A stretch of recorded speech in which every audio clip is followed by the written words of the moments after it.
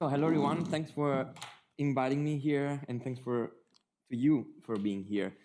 I'm going to tell you something about this, for me, fascinating topic of species and something I've been doing during the last year. The talk is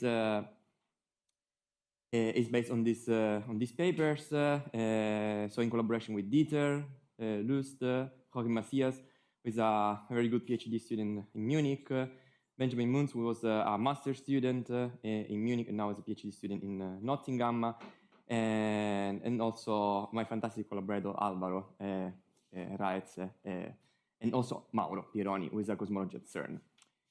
So I like to start, doesn't work. Okay. I like to start by saying that during my whole career, I like to, my research has been based on the interconnection between quantum gravity and cosmology, and I've tried to tackle this very challenging problem.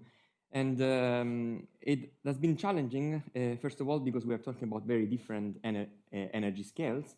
On the left, quantum gravity, naively, the standard expectation is the scale at which we expect effect of quantum gravity is the Planck scale. On the right-hand side, cosmology, if we believe in the paradigm of cosmic inflation, the highest energy that we can effectively probe in the universe, we know already from observation that have to be at least 5 orders of 5 orders below the Planck scale. So in general, we talk about very different scales. So the question is, how can quantum gravity effects affect cosmology? And during the last few years, I've learned that anytime that in an effective field theory there is a huge number of species, the scale at which I expect quantum gravity effect to appear is in fact lower than the Planck scale.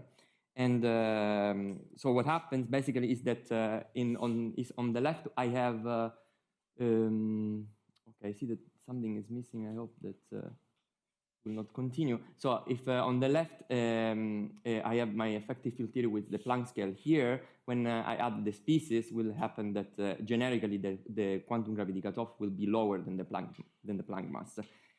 Of course, this is just heuristic, and let me go to the talk, like in the specific to the talk, and I will explain what I mean with this quantum gravity cutoff. So I will talk about the species scale, so the scale at which species become important, and have some effects on effective field theory.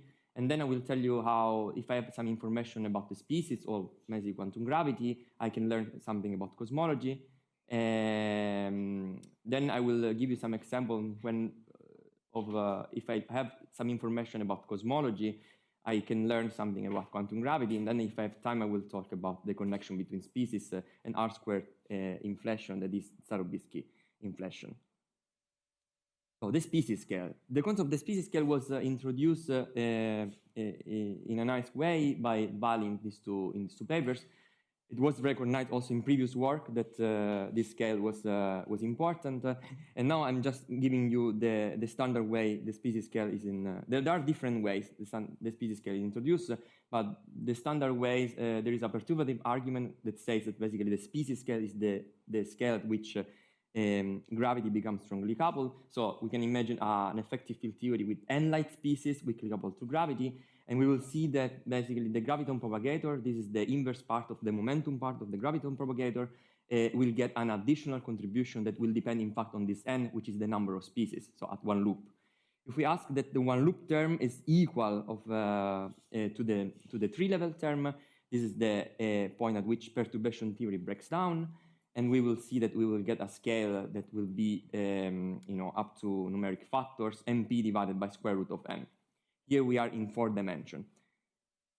There is also a nice non-perturbative argument which is independent, but basically we get the same result at the end. We start with the idea, okay, we have a black hole with n species, and we ask ourselves which is the minimal radius that we can consider. If we naively think that the minimal radius is of Planckian size, for example, minimal radius of the black hole is 1 over m Planck, and we use the usual formula to calculate the entropy of the black hole, we will see that basically we will get an entropy of order unity, which goes against the naive expectation that at least we should get a black hole with an entropy of a black hole that goes like n, the number of species of the black hole. So to resolve this conundrum, we can just take the minimal radius of the black hole to be this quantity here. That is nothing but the same quantity that I've shown you here on the left-hand side in the dimension. So for d equal 4, we get precisely this thing. So basically, in fact, a black hole with n species cannot be taken as small as possible up to the Planckian size, but has to be bigger. This is what we learn. So the species scale is what I'm referring as this quantum gravity cutoff, the lambda QG. And to summarize what I say, is the scale at which gravity becomes strongly coupled, is the scale of the minimal size of a black hole, and it has been also proposed that is the scale that governs higher curvature correction, so that really governs the departure from Einstein gravity. So this is the formula I'm considering. It's just basically a renormalization of the Planck mass. And two things I would like to highlight. So that in string theory, if you ask yourself what are these species, we have learned that these species in string theory can be identified with Kaluza-Klein mode and string oscillator modes. There is also a conjecture that says that actually these are the only two kind of species that we can consider in string theory. And something I would like to highlight that brings me to a very recent work that I've done together with Alvaro, Dieter, and Joachim in Munich, is that this scale seems really to be really important from quantum gravity, and at this scale, the effective field theory has all of gravity properties. Let me give you just one slide about this work, but I would like to highlight that tomorrow Alvaro will talk about this work more in details. So this work appeared just like 2 weeks ago. So basically, in this work, we consider just a box of species in thermodynamic equilibrium. So in a box of size L. And depending on the temperature of this box, we can define basically the UV cutoff. Basically, the UV cutoff will be basically the temperature of this box.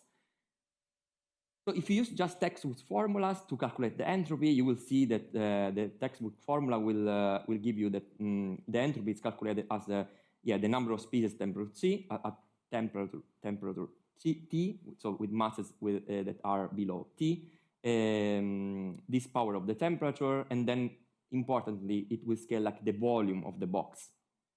Basically, in this work, this is one of the main result of the work, but it goes also beyond with connection to black holes. We show that by increasing the temperature, precisely when T reaches, I mean, we show that T is upper bounded, so there is really a maximum temperature that is precisely, it cannot be higher than the species scale. And when T reaches the species scale, what happens is that magically the entropy becomes, it goes like an area. As you see here, was going like the volume, here goes like an area. And the only possible thing configuration is that the size of the box is precisely like is given by the species scale. So there is this transition. So you increase the temperature, basically the IR cutoff and the UV cutoff becomes closer and closer. And at the point precisely when T is equal to lambda species, you will see that the IR cutoff and the UV cutoff needs to coincide. Otherwise, you will violate some covariant entropy bound, or like the gravitational collapse bound, and you recover basically the intensive formula for the entropy that resembles, in fact, the connection with black holes. In the paper, we have a nice connection then to black holes that in the line of this black hole string transition, and I really advise you to attend Alvaro's talk. He will talk about this work. Something I would like to highlight about the species scale is that the Swampland distance conjecture, probably most of you know what it is. So it says that infinite scalar field variation in field space delta are always associated to at least one infinite tower of state, becoming exponentially light to this formula. So this is the mass of the tower of species that I'm considering, and this implies an exponential drop-off of the quantum gravity cutoff. I would like to highlight, so the formula is very similar to the mass of the tower, so it's an exponential drop-off in field space, but something I would like to highlight is that this coefficient here, this parameter here, this lambda, is different from this gamma parameter here for the tower, and has been pointed out in literature that yes, the rate at which the species scale decays is both upper bounded and lower bounded. D is the space-time dimension, and so you can see that are order one parameter, both on the left and on the right. So the main message of this section is that tower of state lead to a renormalization of the quantum gravity cutoff. The formula of the quantum gravity cutoff of the species scale I'm considering is this one. So for a large number of species, it can be sensibly lower than the Planck mass. And then something I want to highlight, that anytime we move in field space, the distance conjecture implies that, in fact, the quantum gravity cutoff has to decrease exponentially in field space. So now I would like to use these two results to tell you how we can learn something about cosmology if we have some information about the species. The focus will be on time-dependent cosmic acceleration, so with a certain delta phi. So it could be inflation, could be quintessence, really important. And so something I would like to show you is that we have information about the species scale, and we can get, well, I will show you that we can get two results. So a universal upper bound on delta phi is a result that goes back to 2018 with Irene, and for which I'm giving just one slide to recap, and then this cosmological species production. So this is exactly the slide that, of the work I've done with Irene in 2018. So it's very simple. So we start from the fact that consistency of effective field theory in the sitter imposes that H, the Hubble parameter, has to be smaller than the quantum gravity cutoff. And one of the implications of the Swampland distance conjecture is the exponential decay of the quantum gravity cutoff. So it's always upper bounded by this quantity here, because the maximum value I can consider from the quantum gravity cutoff is the Planck mass. So if you put together the left-hand side and the right-hand side, we get this universal upper bound on the field displacement in terms of H. And if you want to apply this to inflation, so basically you write H in terms of the quantity that you really observe at CMB scales. So this is the amplitude of scalar perturbation. This is the tensor to scalar ratio. So we have pointed out that, in fact, while so this is the light bound, this orange line here, and while classically you would expect this, I mean, everything above the light bound to be covered, we pointed out that quantum gravity imposes also an upper bound. This is this blue line, which constrain the models of inflation. Yes.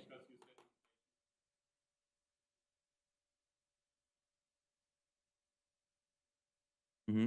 But well, yes, but also in inflation. In fact, H depends over time, but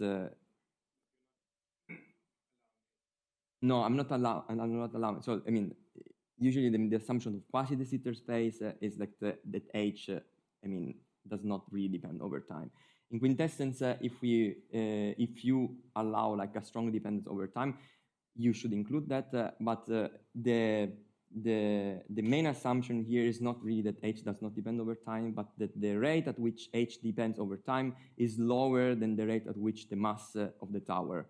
So the mass of the tower has a bigger rate than H. So this is the assumption, both in inflation and quintessence. For the bound, I'm using lambda equal to 1. To draw, because you see it's quite sensitive to lambda. And this brings me to the second part, So basically, this cartoon picture is just a recap of what I said so far, right? So I'm telling you that there is an area. So the inflation is allowed for a certain delta phi, and there is an area where the number of species become with mass very, very low. So this decreases the quantum gravity cutoff, and this area is where there is the quantum gravity cutoff that is lower than h. So this area, this yellow area, would be forbidden by our bound. But the typical energy scale that are involved are like this. So there is like the Planck mass, then there is the quantum gravity cutoff that is lower than the Planck mass due to the number of species and that are below the Planck mass. Then there is h, so this is a very consistent picture. H is below quantum gravity cutoff, so this is good. But in general, m, unless we take string state, but m is the typical scale of m, this is the scale of the mass of the species, is below the quantum gravity cutoff and can be also below h. So we ask ourselves, these red states, what do they do in inflation? Given that in string theory I expect this kind of states, will they affect my cosmological observables? And the answer is that the effect will be species production. Now the question is if this species production, this particle production, will actually change prediction of inflation. So just very one-line recap about particle production. So when you have a coupling between the inflaton and other fields, usually there is production of quanta. This production of quantum produce an injection of energy at the level of the equation of motion that produce additional friction, and you can change observable by means of particle production. Two very famous examples are the inflaton gauge field coupling proposed by Amber and Sorbo in 2010. Very extremely well studied this model here, especially by cosmologists. So you have this coupling between an axion and FF dual. And it has been proven that you can change prediction with respect to the prediction given by the vanilla model. Vanilla model, I mean just the kinetic term and the potential term. You add this term here, and basically you can completely change prediction. Similar things happens with this inflaton scalar field coupling by Greenhorn, Senator, and Silverstein proposed in 2009. Called trap inflation. So you have again the vanilla model of inflation, the kinetic term, the potential term, and then you have a bunch of scalars, so n scalars, with a kinetic term and a coupling between the inflaton and the towers. So this is a tower. Here we don't have a tower, but here we have a tower. So what we consider here is just basically changing this. So if we change this mass term here, we basically get what we wanted in our case. Just let me, yes.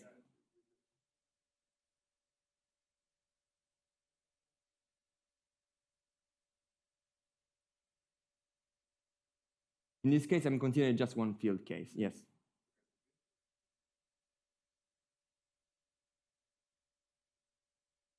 Yes, if I have also potential, yes. But in this case, I'm not assuming that they have potential. But they have a potential, yes. They could participate in multi-field inflation. You're right.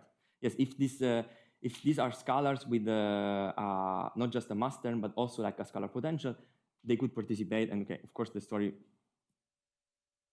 becomes more complicated. I'm just assuming that they don't have an extra potential term, and they have just a mass term. So the model I'm assuming here is inspired by the Swampland distance conjecture that tells me that this states when the field is canonically normalized have a mass that change exponentially with phi, and basically it's the same model that the people Senatore, Silverstein, and et al. Consider, but I'm changing just the mass term. Instead of having like a polynomial mass term, I'm having this exponential mass term. So we studied this model. Both. We consider both in the game. Yeah. So in the work that is in progress, and we hope that is out before the end of July. Yes, we consider both situations. Oof. Interesting. Okay, I'm very sorry for that. Okay, so here I had some problem with my keynote. Okay, here I had basically the solution of the perturbation, and basically I give you just the result. The result is that all the correction of the observable go like h divided by lambda qg to the power 2 plus p, where p is just parameterizing the density of the tower. For example, for an equi-space tower, p is equal to 1, and then, well, increasing p, you change the density of the tower. And just to give you an example, I'm sorry for that. Just to give you an example, yes, we calculate the scalar power spectrum, the non-Gaussianities, the tensor scalar ratio, and the scalar spectral tilt, and you will see this is for the case p equal to 1, and you can see that in fact the power, the correction goes always like h divided by lambda qg to the third. So the lesson that we learn with this work is basically that yes, the tower of species are natural in string theory, but basically they won't change the prediction of the original model of inflation or any model that produce, well, in this case it's in fact inflation, unless h is really the order of lambda qg. But if there is a separation of scales between h and lambda qg, you expect all this correction to be subleading. Mm-hmm.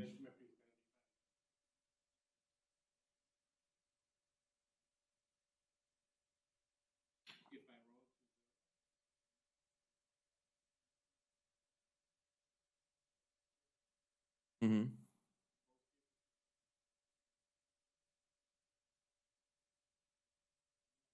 Yes. Maybe it's a bit complicated, but maybe we talk about this later. With it's a bit complicated. There are some subtleties about this. Yes. Yes. No, we don't check. We don't check this because in the case of no, we don't check this because as I said before, we have like lambda qg and h. We want h always to be below lambda qg, and the case relevant for us is that m should be below h.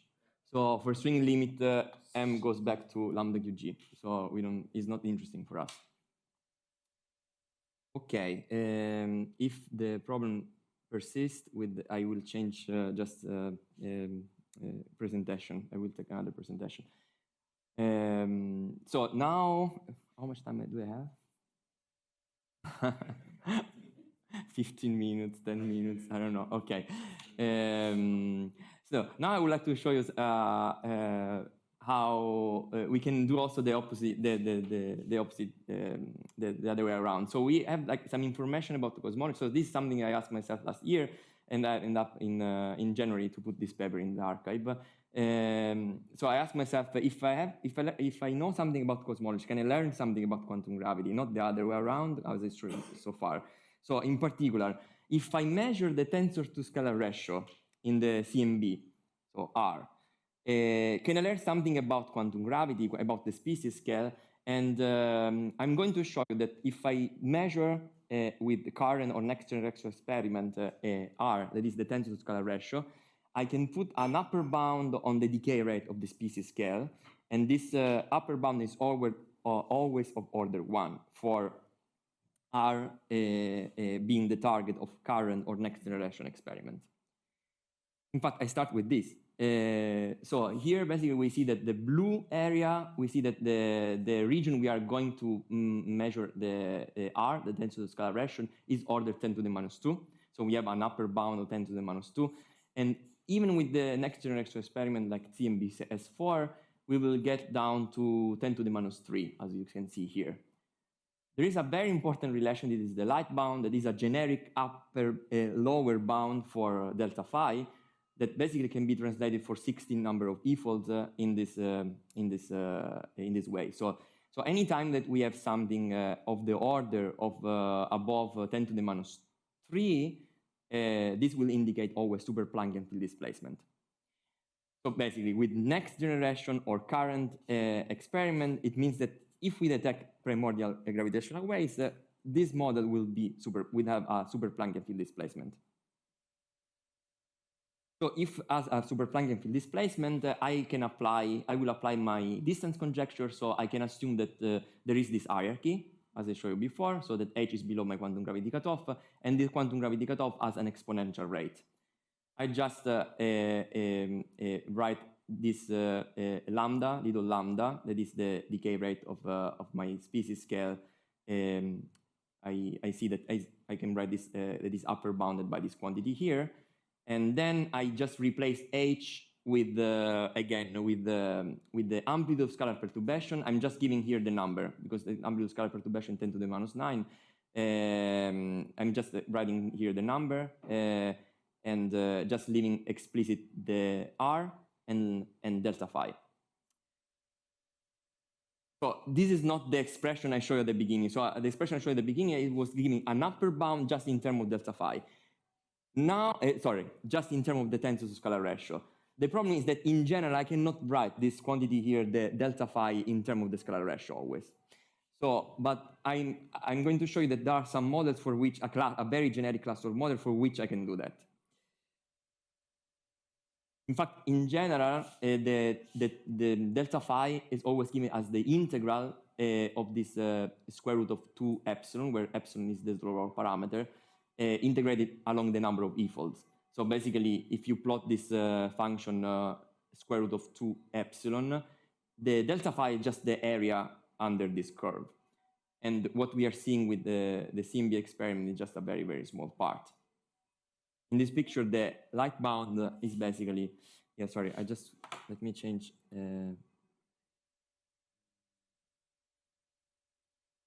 Not sure why.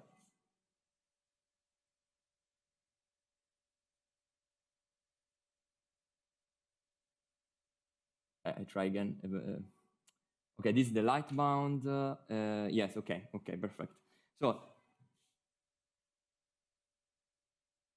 this function here of epsilon can depend on n, and there is a very nice family of models that depends on that has this functional dependence on n. So basically, an inverse powers of n, where n is the number of e-folds, and as I would like to stress that it's a very generic class of model that includes basically the most known models of inflation. For example, monomial potential, Starobinsky-like potential, Hilltop-like potential, depending on just this power p, and the inverse Hilltop-like potential, for example, plane inflation potential. So in all these models, it is possible basically to write a delta phi as a function of R, of the tensor to scalar ratio. And this is in fact the result of yes. Sorry, which p? No, sorry. I'm sorry for that. Yes, in this case, it's not related to the space of the tower. Sorry for that. In this case, I'm just considering yes, that p is just this power. Yeah, pardon for that. Yes, it's a confusion, in fact. So basically, this is the result with a plot. So in this class, in this very generic class of models, I can get upper bounds on the tensor to scalar ratio, and yes, and it's always order 1. In particular, for example, for this very famous model D3 bar inflation, I can get an upper bound on the decay rate of the species scale that is 0.5. That is in fact lower than the upper bound that is given in literature, which is 1 over square root of 2 in 4 dimension, and yes, but it's still consistent with the lower bound that is given in literature. So finally, yes, I will give just 2 or 3 slides about this work in collaboration with Dieter, Joachim Macias, and Benjamin Münz that we posted last December. So this is about the R-square inflation, the species scale. So R-square inflation is the Starobinsky model of inflation that was proposed back in the 80s. It's given by R plus R square, and is very famous because it's in perfect agreement with the current bound that we have. Is basically here, this yellow star here. The M, the scale that controls the R square term, it is fixed by CMB observation, and it's 10 to the 14 GeV, but we have no clue of what is the origin of this guy here.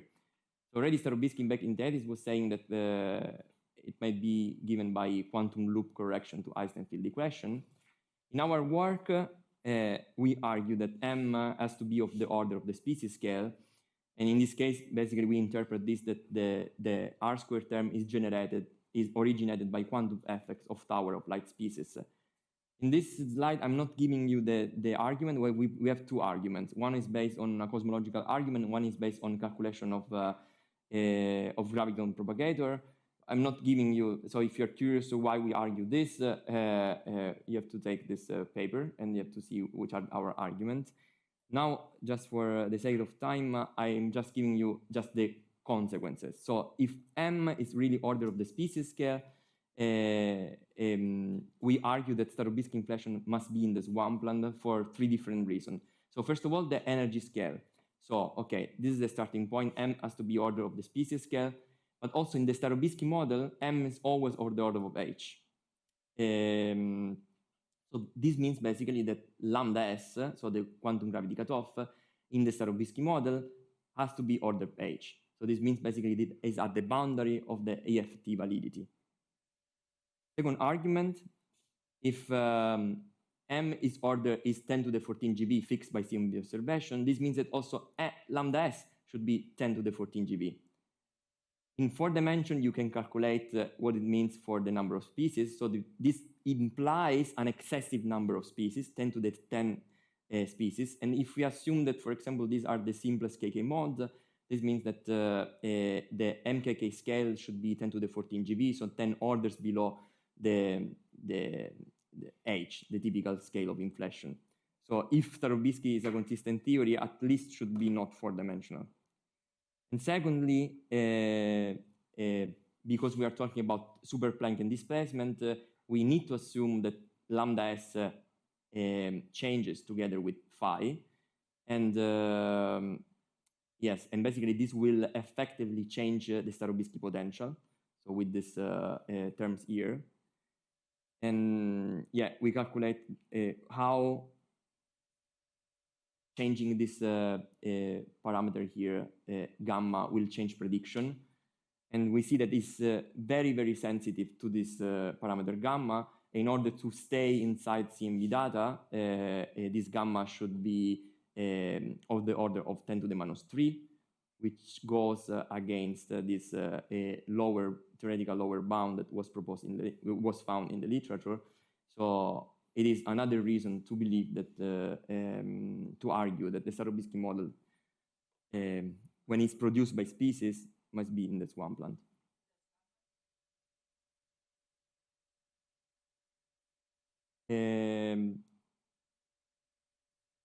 Gamma, well, is related to the tower, so I would say that must be constant, but yeah, let me think about it. Or maybe like if there are some curve, but I think in this model, yes, it is assumed to be constant, yes. In this model, it's assumed to be constant. But I think that, okay, gamma is just related to the tower of species, so I would assume, yes, it is it's constant. It does not depend really on phi, yes. Might be, if there are curves in field space, maybe it could depend on phi. But it's not the case. Okay, let me go to the conclusion. Yes, so basically the conclusion is that I've tried to give you like some hints of the fact that when you're talking about species, many species, we have really a concrete way to connect cosmology and quantum gravity, and I'm quite excited about that. I hope that more and more people will jump into this this fascinating topic. So I show you that Tauro species lead to a renormalization of the quantum gravity cutoff, as given by this formula here. That it is possible as a first result to get a universal upper bound on the scalar field range in terms of H. That beyond this, so this is the bound that we show that applies to this bound here. But beyond this, it's possible also to calculate what these species have as effect on your inflationary observable. And we show that all the correction to NS are non-Gaussianities. The power spectrum goes always like H divided by lambda QG to the power 2 plus P, where P is actually the parameterized the density of the tower. So basically, for an effective field theory that has H much lower, decoupled from lambda QG, these corrections are negligible. Then with this work, I show you that a detection of primordial gravitational waves will set an upper bound on the decay rate of lambda QG. And basically for R of current, target of current of next generation experiment, this quantity here is always order 1. And also that the R square inflation when generated by species must be in the Swampland for these 3 reasons here. So that H it will be the order of lambda S, so at the boundary of validity of the effective field theory, that the KK scale should be at least 10 orders below H, and then the parameter gamma is too small to get agreement with the theoretical bounds. And that's all. Thank you.